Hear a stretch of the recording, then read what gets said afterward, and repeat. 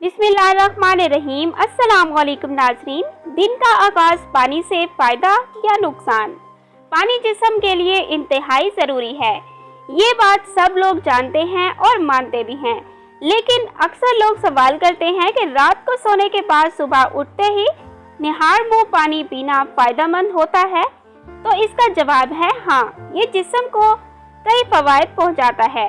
इंसानी दिमाग का 73% हिस्सा पानी पर मुश्तमिल है, तो जिस्म में पानी की मुनासिब मिक़दार दिमागी सरगर्मियों के लिए बहुत ज़रूरी है। निहार मुँह एक गिलास पानी से दिन का आगाज़ इस हवाले से अच्छी सेहत की जानिब कदम होता है। 6 से 8 घंटे की नींद यानी काफ़ी वक्त तक जिस्म पानी से दूर रहता है।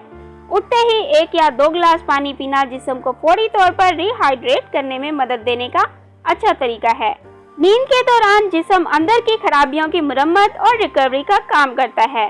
सुबह निहार मुँह पानी पीने से दिफाई निज़ाम के लिए जहरीले मवाद को जिस्म से खारिज करने के अमल में तेजी आती है। दिमाग से हटकर भी जिस्म के दीगर हिस्से जैसे दिल, गुर्दे और फेफड़ों के लिए भी पानी बहुत ज़रूरी होता है। Please subscribe my channel.